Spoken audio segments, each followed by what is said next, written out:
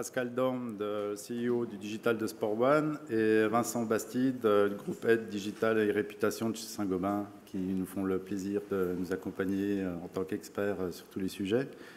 Donc, et si on parlait un petit peu d'analytics, de web analytics. Donc moi, je suis le directeur de la Data Experience à Valtech. Donc ça fait un peu plus de 8 ans que je suis là-bas, à Valtech. Donc Valtech est une agence à Paris. On est présent sur 16 pays. On développe des plateformes digitales. Nos clients viennent nous voir avec des use cases, avec des problématiques, de la data. Et dans mon équipe, on a une dizaine de personnes, des experts qui sont spécialisés sur un peu tous les sujets d'analytics pour répondre à leurs problématiques. Donc, au niveau du... Tac, je vais là. Donc, au niveau des... Donc, depuis quelques années, on trouve pléthore de solutions d'analytics autour de nouveaux sujets avec des nouveaux acteurs. Et on n'est plus du tout dans l'époque des KPI, des business objectives, mais les clients viennent nous voir vraiment avec des use cases qui sont assez précis pour répondre à des problématiques. Et on a orienté justement ce benchmark par rapport aux problématiques de nos clients pour pouvoir vous aider à trouver quelle est la meilleure solution, la solution la plus adaptée à vos besoins, à vos problèmes. Nous, à Valtech, on est une agence, donc on est exhaustif, donc on ne prend pas parti sur des solutions. Et notre mission, c'est vraiment de conseiller les clients sur la solution la plus adaptée par rapport à leurs besoins et par rapport à leurs use cases. Donc au niveau des use cases, on a différents types de use cases que l'on retrouve chez nos clients. On a des problématiques d'acquisition, de traffic monitoring. Donc là, on est plus sur la qualité de la collecte de la donnée, parce que la donnée, c'est important au niveau de la collecte de la donnée. Donc on va développer des data warehouses, donc des bases de données qui vont récupérer de la donnée. Au niveau du web analytics, on est sur de la donnée qui est structurée par rapport à des indicateurs qui sont précis, qui sont définis lors des ateliers qu'on fait avec nos clients. Après, au niveau des use cases, il y a toute la partie business et navigation. Donc là, c'est toute l'exploitation de la donnée. Donc l'exploitation qu'on va faire, c'est une fois que la donnée elle est connectée, elle va être processée dans les outils. Et après, ça va être toute la partie rapport, dashboard que les clients peuvent développer par rapport à toute cette donnée. Un point qui est important, c'est toute la partie bug et les anomalies, la réduction des anomalies. Donc là, vu que tous les outils qui vont être branchés, tous les rapports que vous allez faire et toutes les campagnes que vous allez générer derrière vos outils, les clients ont des réelles problématiques par rapport à la fiabilité de la donnée. La donnée, c'est important parce que ça va être la data, les indicateurs qui vont permettre de déclencher des actions sur votre plateforme, sur votre site internet. De la web analytics, on va pouvoir exporter la donnée dans des data lakes ou dans des autres solutions, des autres bases de données. Donc là, on rentre plus dans la partie prédiction et les résultats. Et après, il y a toute la partie audience sharing. Donc là, c'est la capacité à partager son audience avec d'autres plateformes et d'autres outils CRM. Donc au niveau des...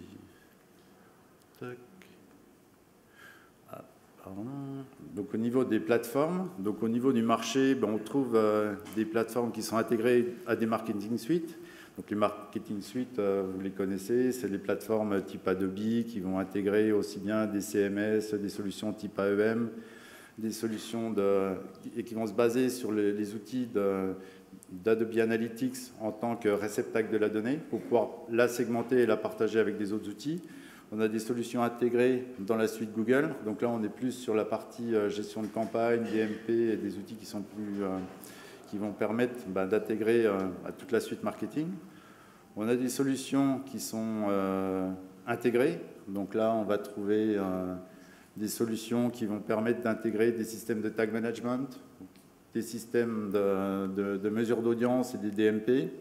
Et enfin, on a des solutions qui sont spécialisées, qui sont dédiées sur l'analytics, ils font que de l'analytics avec en France AT Internet qui est présent sur les principales entreprises du CAC 40.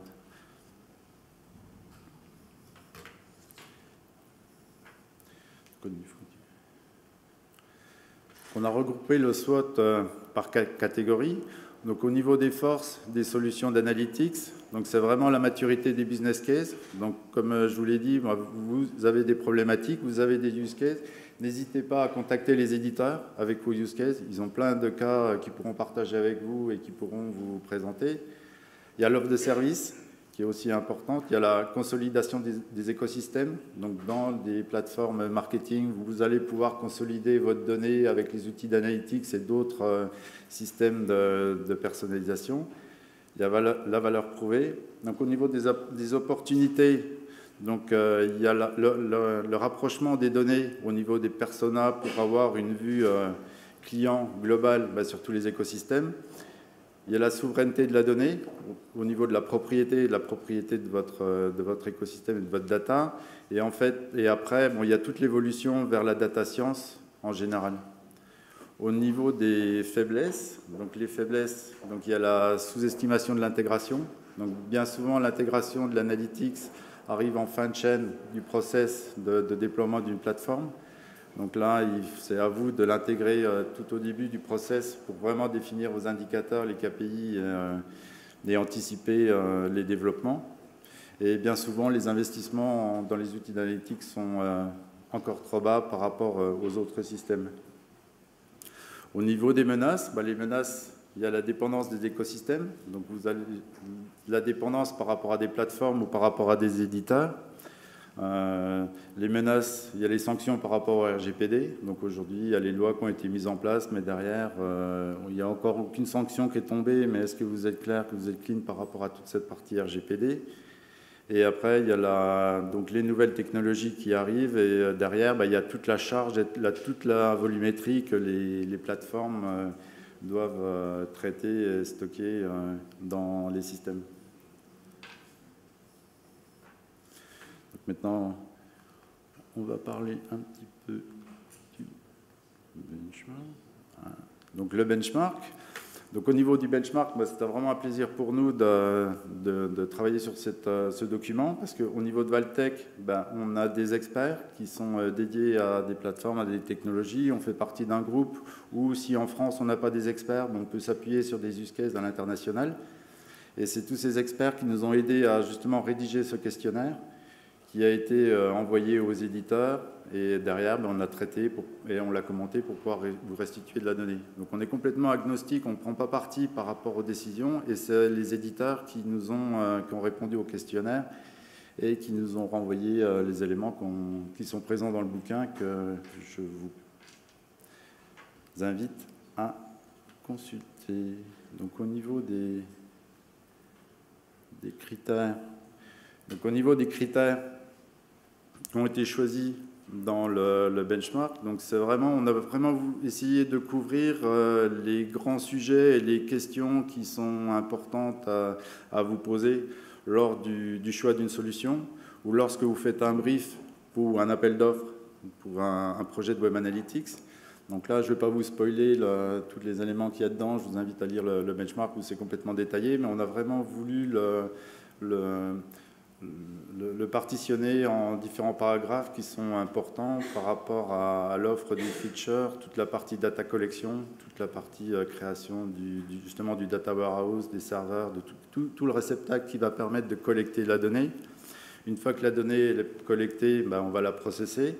Donc c'est toute la partie data administration avec tout le processing de la donnée qui va vous permettre ensuite, dans la data exploitation, de générer des rapports, des dashboards et de segmenter votre audience pour pouvoir l'utiliser dans votre reporting, dans les autres solutions que vous allez pouvoir plugger avec vos outils pour faire de la personnalisation, pour faire tous ces éléments.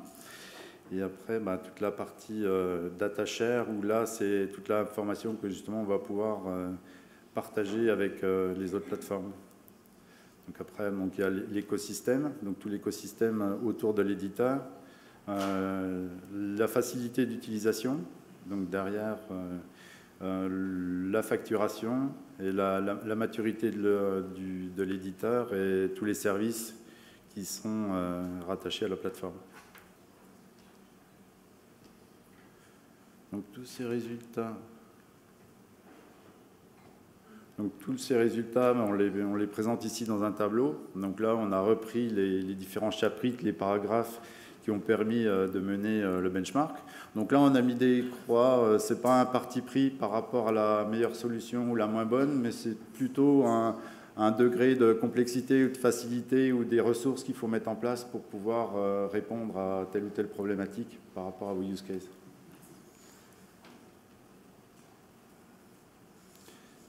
Donc, ensuite. Voilà, donc au niveau de la réflexion, donc pour terminer, c'est quelles sont les questions que vous devez vous poser. Donc au niveau des fonctionnalités, quel est le niveau de maturité de vos équipes et quel est le niveau du Web Analytics et quel est son impact dans votre entreprise. Aujourd'hui, on trouve pas mal de sociétés qui créent des rapports ou des dashboards, mais qui ne sont pas souvent exploités ou très peu. Derrière, c'est vraiment important d'impliquer toutes les équipes à tous les niveaux, au niveau de la data et du Web Analytics. Donc nous, on essaye, lorsqu'on fait des workshops, on fait des interventions, on essaye de regrouper tout le monde. Et on a vraiment, sur la partie conseil, une volonté d'impliquer, et c'est vraiment un besoin de la part de nos clients d'impliquer jusqu'au plus haut étage de la direction les interlocuteurs au niveau de la data. L'écosystème, donc le partage de la donnée, c'est essentiel. Et après se posent des questions au niveau de la gouvernance et de la souveraineté de la donnée. Et enfin, la facturation. Donc, quels sont les différents modèles de tarification au niveau des outils? Il y en a qui facturent au hit, il y en a qui vont facturer à la page vue. Donc, derrière, c'est bien réfléchir à l'impact que peut avoir un plan d'implémentation, aux indicateurs que vous allez mesurer sur votre plateforme ou votre site Internet, parce que derrière, tous ces indicateurs vont nécessiter du temps de développement, de l'implication des différentes équipes au niveau du projet, de la priorisation. Mais derrière, ça va aussi générer des hits et des enregistrements côté des plateformes. Et bien souvent, les plateformes vont vous facturer au hit. Et s'il y a des indicateurs qui ne servent à rien dans vos rapports, c'est bien d'essayer de faire un refactoring derrière pour essayer justement de gagner du budget par rapport à l'implémentation pour pouvoir derrière passer un maximum de temps sur la partie analyse des données, les insights, et vraiment exploiter la donnée. Donc ça, c'est vraiment important. Justement pour avoir une vision globale du client. Donc j'ai fini de discuter de toute cette partie-là. Donc je vais passer la parole à Pascal. Donc là, on va vraiment avoir une discussion intéressante avec des experts. Bonjour, alors je suis Pascal et je vais t'entourer de Pascal, ce qui n'est pas commun, je vous avoue, je ne suis pas habitué. Je ne sais pas comment je vais faire. Et puis de Vincent. Donc on va être maintenant sur la partie témoignage. Donc merci Eric pour cette restitution du rapport que vous pourrez lire évidemment plus en détail. Vincent, on se présente, c'est parti, brièvement. Normalement ça fonctionne. Je dis normalement pour que...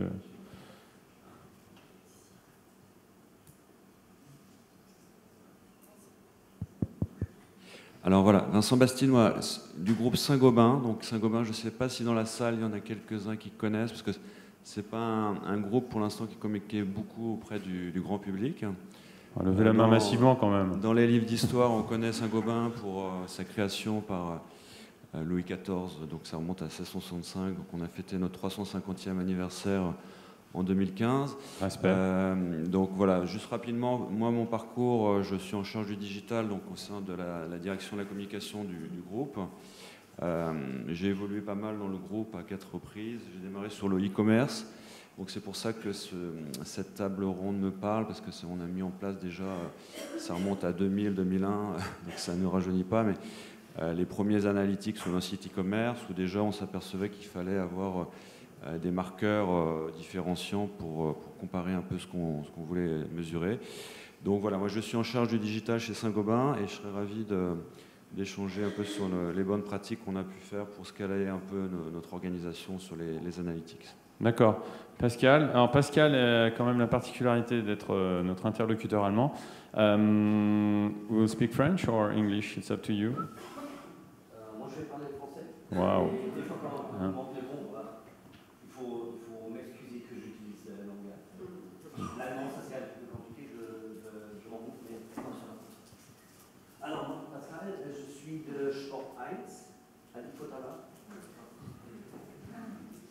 Ça semble être une obligation. Moi, je suis là. Voilà, parfait. D'accord. Alors, je suis de Sport 1.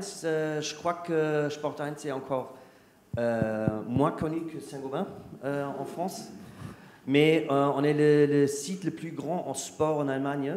Et pas seulement un site, pas que des apps. On a aussi des chaînes de TV, Pay TV, OTT Platform, tout ce qu'il y en a pour avoir les événements de sport, autour du sport, e-sport, et voilà, tout ce qu'il faut avoir.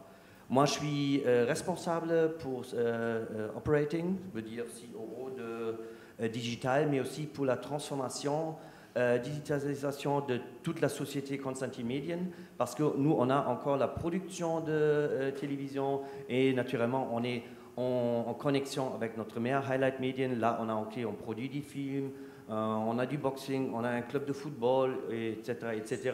Et là, naturellement, dans cette domaine, il faut avoir une belle vue sur toute la société, toutes les possibilités qu'on peut évaluer par analytique, par les dates et par digitalisation. Voilà. Pascal, si je dis que vous êtes le Beansport allemand, je dis une grosse bêtise ou... Pardon ? Si je dis que vous êtes le Beansport allemand, je dis une grosse bêtise ou pas? Non, j'essaie de revenir à ma grille personnelle de la connaissance. Ouais, d'accord. Non, oui. Bon, ok. Bon, Vincent, on va revenir à Louis XIV. Alors non, juste le contexte du projet analytique aujourd'hui chez Saint-Gobain. Alors, après Louis XIV, on a fait des choses. Donc, juste pour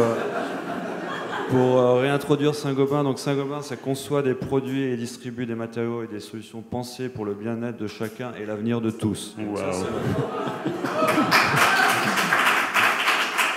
Ça, c'est une proposition de valeur. Proposition de valeur. Donc, non, sans rigoler, donc un produit sur 4 n'existait pas il y a 5 ans. Donc c'est un groupe qui innove beaucoup. On a 15 centres de R&D et 41 milliards de chiffre d'affaires et 180 000 salariés. Donc la problématique, c'est de pouvoir justement, en termes d'analytics, de pouvoir adresser l'ensemble de nos sites internet. Alors, ça paraît bête, mais on a 1000 entités légales, enfin chez Saint-Gobain, donc on a plus de 1000 sites internet à gérer.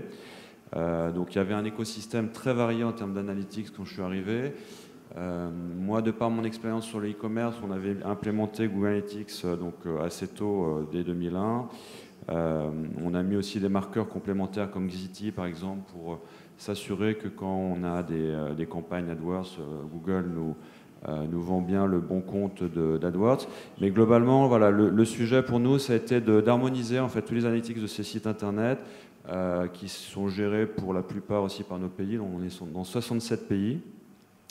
Donc voilà, au niveau du corporate, moi j'ai proposé ce contrat cadre avec Google Analytics 360 qui est implémenté maintenant depuis 3 ans sur l'ensemble de nos sites internet. Donc on a pris l'offre premium de Google Analytics 360. On a bien négocié le contrat pour avoir un maximum de flexibilité, mais c'est surtout pour nous la possibilité d'avoir maintenant un dashboard complet de tous nos sites internet qui est partagé avec toutes nos business units, bien entendu. Et voilà, et notre top management, on en reviendra, mais on a fait des dashboards un peu plus simplifiés avec des technos comme ForPass, par exemple, qui permet de montrer des KPI de façon un peu plus user-friendly pour le top management. Ça va même jusqu'aux social media qui sont intégrés dedans. D'accord. On reviendra sur l'écosystème de la data un peu plus tard. Plus de 1100 sites, c'est maîtrisé, ça, comme... Alors c'est maîtrisé, on a une gouvernance quand même, c'est un groupe très décentralisé, donc on a des équipes bien sûr localement qui sont très efficaces, notamment dans l'e-commerce, hein, donc là on a pas mal investi. Donc pour donner un écosystème, ce sont des sites comme le site La Paire. Donc La Paire par exemple c'était un des premiers sites e-commerce de France dans le top 10 dans les années 2000, donc, qui est un peu perdu maintenant avec la VPC, etc., des sites comme Leroy Merlin, mais qui reste un site quand même à forte audience. Des sites comme Cas par Cas, donc là c'est pour adresser plutôt le grand public. Après sur la partie professionnelle, donc c'est des écosystèmes comme Point P, je ne sais pas si vous achetez des matériaux de construction pour vos travaux, mais enfin Point P c'est plus de 1500 agences, donc il y a plus de Point P que de McDonald's en France, et on a un système là vraiment de click and collect avec un site qui est complètement marchand, mais aussi qui permet de recevoir, si on veut, ces produits soit dans le point de vente, soit sur le chantier. Donc ça c'est un modèle plus pour les artisans.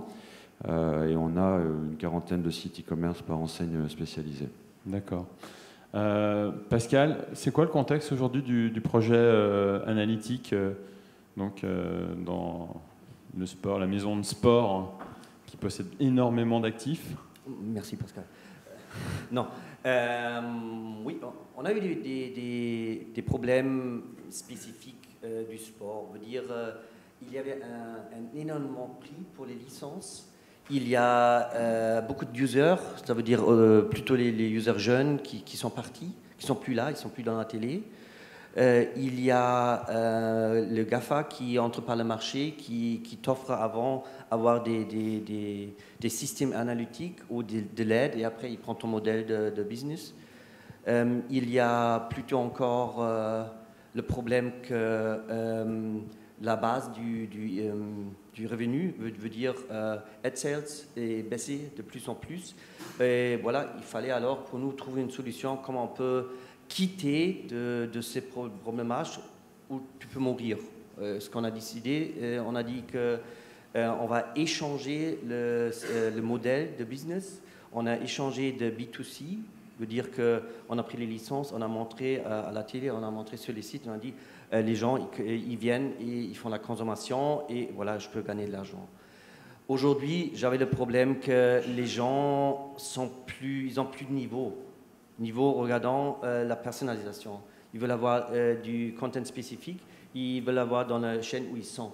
Pas où moi je suis, il faut y aller où ils sont. Mais où ils sont, quel target group, où tu vas les trouver, comment tu peux guider tes équipes qui produisent le content pour la télé, pour Instagram, pour YouTube et sur les digitaux qu'on a. Alors ça c'est un petit peu compliqué. D'accord, donc tu expliques qu'en fait tu es dans un modèle de transformation parce que sinon tu risques d'être disrupté par la concurrence et que par rapport à cela ça a un impact sur ton analytique ou la façon dont tu vas mesurer les choses. Oui, mais c'est pas la concurrence que j'avais dans le temps. La concurrence dans le temps c'était Kicker, c'était Sportbild, ça c'est comme l'équipe ou quelque chose comme ça. Ma concurrence au moment ça c'est Netflix, ma concurrence c'est Instagram, c'est là où les gens ils sont. Moi, je veux avoir le temps des gens. Et ça, c'est la seule chose, même dans notre vie, le plus haut qu'on a, ça, c'est le temps. Ouais, et là, il faut produire quelque chose pour arriver à des gens. Et ça veut dire qu'il fallait maintenant trouver une solution, comment je peux collectionner les dates, comment je peux... je suis dans différentes chaînes, veut dire ce sont des 20 produits, 20 chaînes où je me bouge. Et il faut savoir qu'est-ce qu'ils font là, qu'est-ce qu'ils aiment bien ça, et naturellement une certaine automation. Moi, j'ai pas des milliers des gens qui travaillent pour nous.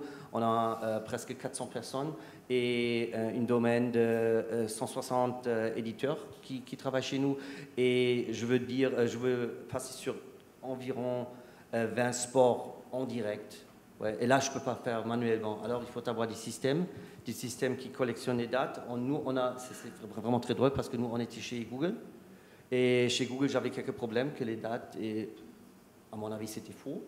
Ouais, je me suis comparé avec les autres sites, par exemple, le Kika. Je l'ai regardé là-dessus et je dis donc, pourquoi ils ont tellement de trafic direct et moi, j'ai trafic direct environ 20%. Comment ça marche?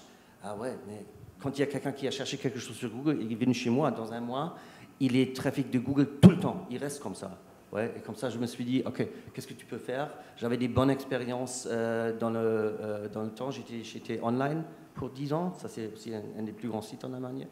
Et là, on a travaillé avec IT Internet. IT Internet s'est développé dans le temps et maintenant j'ai dit, d'accord, mon data collector, ça c'est IT Internet, j'ai real time, les dates ils ne sont pas faux, ils n'ont pas des intérêts par eux et naturellement, il faut avoir, moi je suis, comme j'ai dit, on a un revenu de je crois 100 millions, 150 millions, quelque chose comme ça. Il faut avoir un partenaire qui est à la hauteur de moi et qui veut aussi développer des produits pour moi. Ouais, c'est pourquoi nous, on transforme maintenant. Alors, je change maintenant analytique dans ce mois et le juin. Et naturellement, tout ce qu'il y a comme date là derrière, les collectionner, les mettre en contexte. Là, on parle en écosystème, je crois. D'accord. Donc, tu es en phase de migration de la donnée d'un système vers un autre en ce moment? Non, pas en face, je suis en en phase, pas en face, Alors, en phase. On a maintenant le... Quelle date qu'on a? Oui. Le 24, d'accord. En 6 jours, j'ai fini. D'accord. Fin du contrat avec Google et bascule chez le nouvel éditeur. Voilà, il n'y a aucun choix. Ça a l'air d'être un soulagement. Un petit peu de risque qu'il faut prendre toujours. Hein. Oui, enfin, j'ai compris que Google pouvait sucer la donnée surtout, et donc le savoir-faire. Vincent, c'est quoi les métriques aujourd'hui majeures? Alors, je vois qu'il y a une hétérogénéité importante dans les métiers. On ne mesure pas la paire comme une enseigne B2B. Donc, mais néanmoins, quelles sont les métriques majeures que vous regardez au sein de Saint-Gobain? Alors, bon, les KPI, il n'y a rien d'extraordinaire, mais sur les sites e-commerce, évidemment, on regarde quand même toute la partie transactionnelle, le chiffre d'affaires qui est généré. Alors, on a un modèle, comme je disais aussi, de passage en magasin. Donc, on regarde aussi de plus en plus la relation omnicanal que l'on peut générer sur nos points de vente. La distribution en France, Saint-Gobain, c'est plus de 5000 points de vente. Donc, on a un écosystème aussi où on essaie de suivre un peu le client par rapport à tout ce qu'on propose aussi en expérience digitale dans le magasin. Et bon, pour revenir à Google, c'est vrai que nous, sur les sites e-commerce, on a ce double marqueur. On a le marqueur Xity pour vérifier qu'en effet, si on achète des grosses campagnes, on a vraiment les bonnes données côté AdWords et que les analytics sont bons. Donc, on n'a pas trop de gap. Ça peut arriver de temps en temps qu'on soit obligé de renégocier quelques contrats, mais voilà, en tout cas, on n'a pas trop de grosses surprises. On a implémenté aussi le moteur Google Search Appliance sur l'ensemble des sites de Saint-Gobain. Donc, globalement, c'est le moteur qui sert à la recherche interne de nos sites, mais aussi ça permet d'indexer notre galaxie de sites. On appelait ça une galaxie, donc plus de 1500 sites qui sont indexés grâce à ce moteur. Donc, quelqu'un qui va chercher sur un site de Saint-Gobain une plaque de plâtre, s'il est sur le site corporate du groupe, il va aller tout de suite avoir des résultats sur le site de Placo, par exemple, qui va donner les fiches techniques, sachant que notre site corporate n'a pas vocation à être transactionnel. Donc on a interfacé comme ça tous ces sites, et on a des analytics sur le search qui sont vraiment intéressants, parce qu'on peut corréler donc les keywords qui sont générés dans notre écosystème de cette façon. D'accord. Et tu utilises vraiment tous les modules aujourd'hui dans la suite Google jusqu'à la DMP Alors, on est en train d'étudier la DMP sur... Alors, on a les problématiques GDPR qui sont quand même un peu costauds pour un groupe comme Saint-Gobain. Bon, comme tous les groupes du CAC 40, on a un peu minimisé les risques. Donc, par exemple, sur Analytics, on a dû anonymiser tous nos marqueurs pour éviter même le tracking IP, parce qu'une adresse IP est considérée comme donnée personnelle au point de vue GDPR. Sachant que les amendes dont tu parlais ne sont pas encore tombées, mais si elles pouvaient tomber, c'est quand même 4% du chiffre d'affaires mondial d'un groupe qui représente 42 milliards de chiffre d'affaires. Donc je vous laisse faire le calcul. Donc on essaie de minimiser ce risque. Donc on a rendu anonymes nos marqueurs. Par contre, sur la DMP, alors là c'est vraiment au cas par cas, comme tu disais, sur des systèmes hétérogènes. On travaille beaucoup avec Salesforce. Donc sur Salesforce, il y a des systèmes qui sont mis en place. On a beaucoup de SAP dans l'industrie. Donc on a un peu une hétérogénéité de systèmes, et on essaie quand même d'avoir un suivi de notre parcours client. Alors on a un site maintenant qui s'appelle la Maison Saint-Gobain. Si vous faites des travaux, des rénovations chez vous, donc je vous invite à aller voir ce site. Donc c'est lamaisonsaintgobain.fr, et donc là par contre on prend tout en charge avec le suivi du client. On arrive à voir vraiment le suivi de notre écosystème, de nos marques. Sachant que voilà, c'est des marques. Ici, vous avez un plafond acoustique qui peut être fait par Saint-Gobain, donc qui permet de réduire normalement un peu le bruit dans la salle. L'isolation Isover. Enfin, on fait tous les matériaux, bien entendu le vitrage qui est le métier principal de Saint-Gobain. Voilà, donc si vous faites une rénovation, allez sur ce site. Et là, on a vraiment fait un usage DMP, c'est-à-dire que tout notre écosystème de marque est suivi de A à Z avec un accompagnement de type coaching. D'accord, super. Pascal, les objectifs business avec le nouvel éditeur maintenant, quels sont-ils? Est-ce qu'il y a déjà une nouvelle gouvernance, mais surtout, qu'est-ce que tu vises au-delà de la fiabilité de la data? Donc ça, j'ai bien compris que c'était un peu erroné, mais qu'est-ce que tu vises maintenant? Non, moi c'est très facile. Ensemble, pour les prédire, il faut savoir ce que les users ils font. Et j'ai fait aussi, regardant les licences, des long-time partnerships avec des associations et avec des sport clubs. Veut dire que c'est ce que j'ai vu, c'est de gagner de l'argent avec plusieurs possibilités. Veut dire maintenant j'étais très concentré sur AdSales. Maintenant j'offre des possibilités que je peux gagner de l'argent par e-commerce, je peux gagner de l'argent par sponsoring partnerships. Parce que quand on regarde le foot en Allemagne, on peut gagner beaucoup d'argent, mais l'équipe, tout ce qu'il y a dans la télé, c'est derrière paywall. Veut dire que naturellement le sponsorship, quand je suis de Hoffenheim, là ils n'ont pas de problème, mais d'une autre équipe, ils disent d'accord, pourquoi il faut payer 8 millions pour être sur le maillot sans que je suis visible. Là il faut trouver des solutions. Ce qu'on a trouvé, on offre à l'équipe ce qu'on dit, d'accord, je te propose une app. Sur la app, tu as le content, tu as le ticketing, tu as tout ce qu'il faut avoir au-dessus du stade. Et pour tes fans, on collectionne les dates. Ils reçoivent une certaine forme de loyalty pour things money can buy. Tu peux te rencontrer avec Uli Hoeneß ou quelque chose comme ça. Et c'est ce qu'offre, quand on collectionne les dates, une personnalisation privée sur les produits du sponsoring partnership. Comme ça, on ouvre des chaînes pour gagner de l'argent. D'accord, donc tu es en phase de diversification des modèles de revenus. Énorme. D'accord. Vincent, t'en parlais un petit peu, l'écosystème dans lequel la data analytics s'inscrit un peu, vous me présentez? Alors oui, c'est vrai que pour nous, la data, bon, jusqu'à présent, on gérait pas toute la data de nos portefeuilles clients parce qu'on avait cloisonné un peu l'industrie et la distribution. Maintenant, c'est un peu plus ouvert, donc on peut croiser ça. On a une équipe d'une quarantaine de data scientists qui est intégrée dans un de nos centres de recherche à Paris, à Aubervilliers. Donc Saint-Gobain Recherche, ils ont 40 data scientists maintenant. On leur met accès à toutes nos analytics et on peut faire vraiment des traitements bien spécifiques. On veut trouver des zones de marché, faire vraiment des nouvelles prospections. Par exemple, sur l'outillage professionnel, on a trouvé des nouveaux marchés.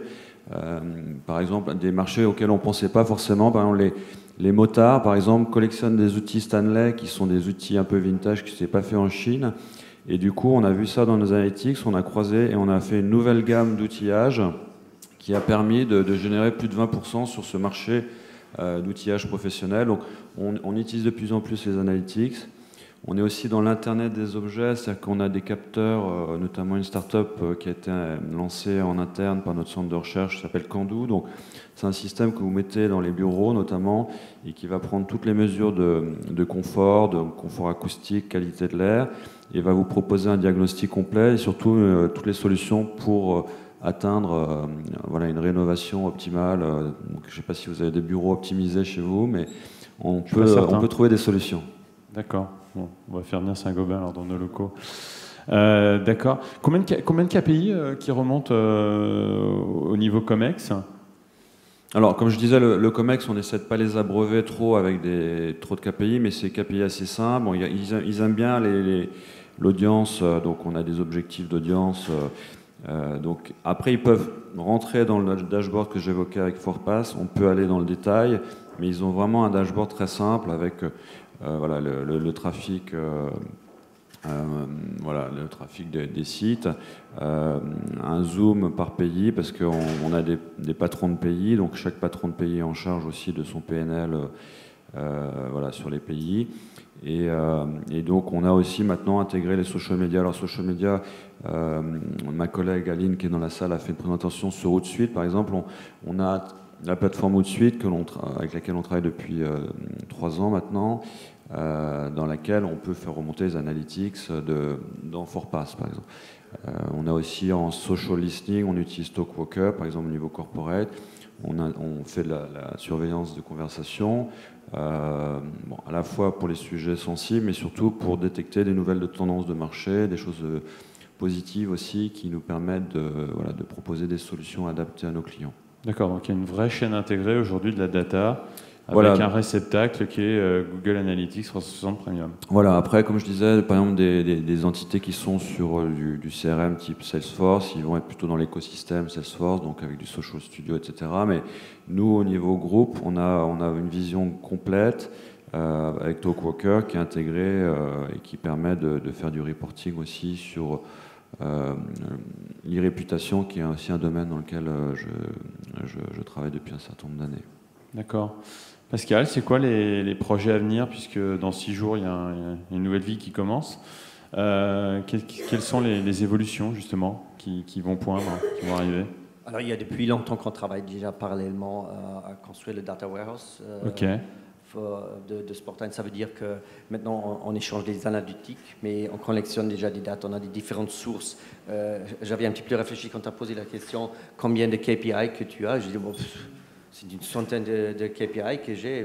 Il y a les machines de marché, ça veut dire headsets, il y a les dates personnalisées, il y a les users qui sont actifs, il y a les dates de télévision, veut dire sur Smart Clip, combien de temps ils regardent, en comparaison avec ce que tu vois là. Il y a des techniques que moi j'adore, qu'on fait tous les 2 secondes, ils font une image et le système peut reconnaître ce qu'il voit là. Alors c'est super comme ça, on a une combinaison à quel point le user, qu'est-ce qu'il fait dans la télé, quand il regarde la télé, s'il s'en va ou non. Super. Alors, tous les systèmes que j'ai, et les analytiques, web analytics, les mobile analytics, c'est un système seulement. Je les collectionne dans un data lake, tout normalement, et tous les heures, je les transfère sur le database qui, chez nous, fait en Microsoft, tout normal, parce que là, on a un système complet sur toute la société. Et suivant là, on a 2 layers. Ouais, il y a un layer qui peut pour le reporting, tout ce qu'il en faut, le reporting pour montrer comment c'est le succès pour les produits, comment c'est le succès à la télé, comment c'est le succès au web en real time. Et l'autre, ça c'est l'analytic layer. Là, on peut un petit peu jouer. J'ai un groupe de 10 personnes qui jouent en Python et veulent analyser, prévoir ce qui se passe. Comme ça, on peut savoir est-ce qu'il vaut acheter des licences ou non, combien de personnes il faut qui travaillent là. Par exemple, on a acheté le ice hockey. Il y avait le championnat du monde de ice hockey. Et nous, on a prévu, on pouvait prévoir que nous, on est les seuls qui le montrent en Allemagne, naturellement sur la télé, sur le mobile, sur web. Et on a eu une augmentation de pourcentage de 200%. Et là, naturellement, on peut prédire ça, on peut faire produire, on peut donner des produits à tes partenaires. Et en plus, la production qui est in-house, il faut avoir tous les gens qui sont là. Combien de data analystes aujourd'hui travaillent chez toi? 10. Ok. Alors 10 qui sont fixes. Ouais. Et naturellement, on a quelques partenaires qui nous aident. Par exemple, avec ATI, c'est un partenaire qui nous aide quand il faut construire ou même travailler avec nous ensemble. Searchmetrics qui travaille nous plutôt dans le domaine de Search Engine Optimization. Voilà. Alors là, on a encore un pool de, je dirais, 20% qui nous aident dans les cas où il faut l'avoir. Et le plus intéressant, c'est combien de personnes il faudrait avoir. Les quarantaines, dis donc, je rêve. J'aimerais bien avoir environ 20, 25. S'il y a un analytique qui aimerait bien vivre à Munich et qui aimerait bien travailler en sport, alors venez chez moi. Moi, je construis ma maison de nouveau avec les produits des Saint-Gobain, mais venez chez moi travailler. C'est un bon pitch. C'est du co-branding. Vincent, c'est quoi les projets à venir, justement, ou les évolutions autour de l'analytique? Alors c'est vrai que nous, comme je dis, l'Internet des objets, c'est quelque chose qui intéresse beaucoup Saint-Gobain, de faire interagir les matériaux. Donc il y a beaucoup de choses qui se développent là-dessus dans nos centres de R&D, mais qui arrivent vraiment sur le marché. On ne se positionne pas comme un Google, donc on est vraiment sur les solutions plus pour les professionnels, donc dans les bâtiments plutôt tertiaires ou de bureaux. Par exemple, là, on construit une nouvelle tour à la Défense. Donc, pour nous, c'est un showroom une solution on montre toutes nos innovations, matériaux entièrement Saint-Gobain, bien sûr. Donc, si vous avez l'occasion de passer à la Défense fin d'année, vous pourrez voir la tour complètement finalisée. Et on va faire un showroom ouvert au public, donc avec nos solutions. Et il y aura vraiment de l'innovation qui sera exposée. Par exemple, on a dans l'automobile, on ne sait pas trop, mais par exemple Saint-Gobain Securite, donc les vitrages Securite, c'est Saint-Gobain, mais tous les vitrages haute performance que vous avez sur les modèles haut de gamme, Ferrari ou autres, avec l'affichage tête haute. Maintenant, vous avez des innovations qui sont complètement intégrées dans le vitrage, où on va pouvoir, notamment pour les véhicules autonomes, être un des acteurs incontournables pour toute l'interaction dans le véhicule. Donc on a de la data aussi qui est embarquée maintenant, et c'est vrai que nos collègues de Securit, c'est un des objectifs, c'est de devenir justement un opérateur aussi de données par rapport à ça. D'accord, donc ça signifie qu'il y a de la donnée à capter partout pour Saint-Gobain. Partout, voilà. Après, il faut qu'il y ait encore du plus sens et que ça soit évidemment compliant en termes de privacy. Mais là, c'est pas de la donnée comme peut utiliser Google pour faire du traitement sur lequel on n'a pas encore de visibilité. Mais là, c'est vraiment du traitement pour améliorer votre confort ou proposer des services ad hoc dans le cas du véhicule embarqué. Par exemple, dans les avions aussi, on ne sait pas, mais quand vous avez le Wi-Fi à l'intérieur des avions, c'est un radome Saint-Gobain qui est dans la tête de l'avion qui permet d'avoir ce radar et la borne Wi-Fi. Et on peut proposer aussi des solutions dans les avions. Très bien, ce sera le mot de la fin. Je voulais vraiment remercier Pascal parce qu'il s'est quand même exprimé en français.